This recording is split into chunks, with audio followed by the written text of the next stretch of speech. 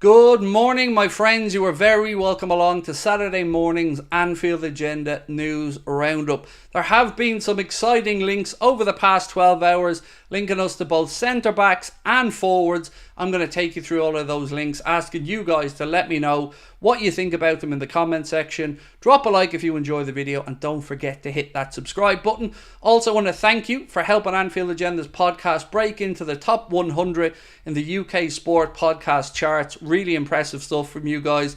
1 week we've been out and you've already shown your support, so thank you for that.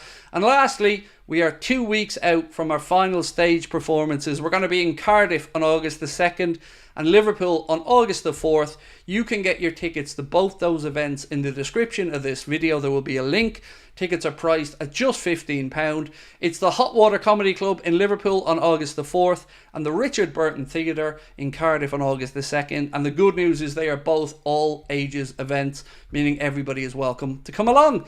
Right, to get stuck into it, we're going to start off with a potential outgoing, but you don't have to worry. It isn't one that's going to surprise you. There have been links, according to The Athletic, with Rhys Williams moving away from Liverpool this summer. The report goes on to suggest that there are offers coming in from Turkey and from some League One sides. Look, it hasn't worked out for the kid at Liverpool. No shame in that. He's made 19 senior appearances and was thought to be somebody worth keeping an eye on. Maybe somebody that would really establish himself in the first team. Hasn't worked out for various reasons, and sincerely wish the kid nothing but the best wherever he moves on. No shame in not making it at a club like Liverpool, but if you can carve out a career as a professional footballer anywhere, well, that's a win in life, really. The next link is one that excites me and probably excites you a little bit as well. It was a player that you've asked me about many times throughout the course of the season, and I've always responded with not know of any interest until now.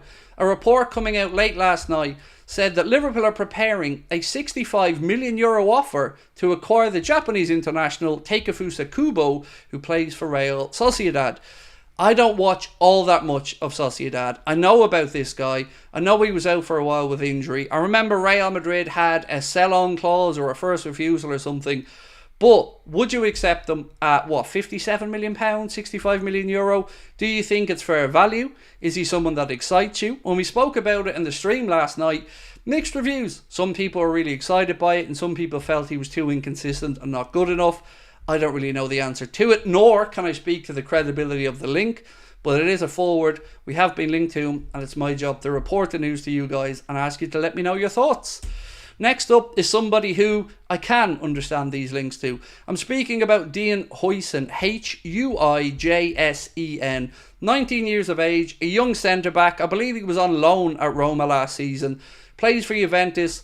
This report from Tuttosport credits Liverpool, Newcastle, Bayern Munich and Bayer Leverkusen all with an interest in signing him. He's got 4 years to go in his contract over at Juventus, and he's priced at €30 million or in and around £25 million.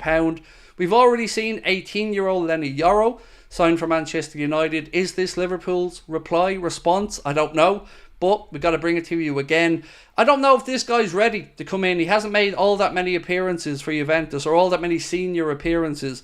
And we know that Liverpool like to have a sample size of top level games before they bring guys in. Maybe this is one they feel they can take a punt on for the right price. Richard Hughes, of course, knows the Italian market very well. He grew up there, has great links in Italian football.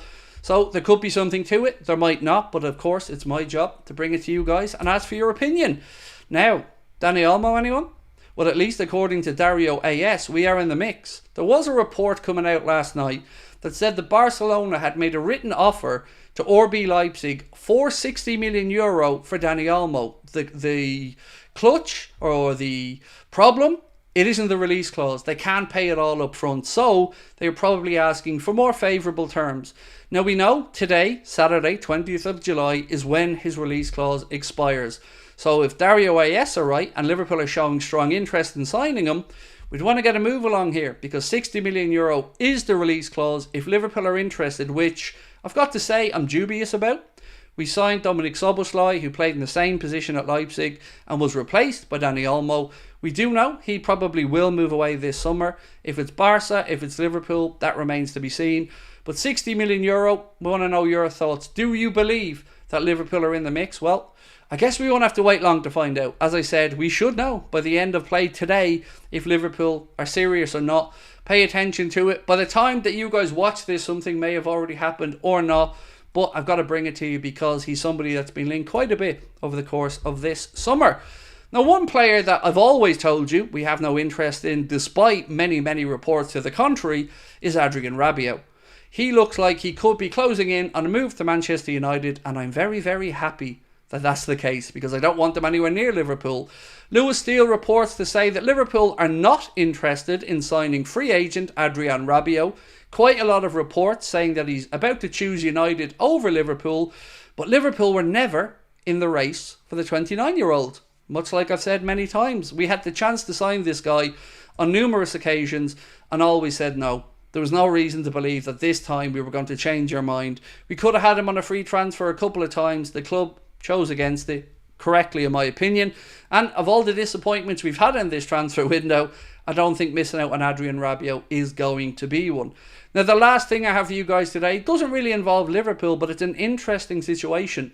David Ornstein of The Athletic has said that West Ham's £15 million verbal bid for N'Golo Kante has been rejected by Al Ittihad.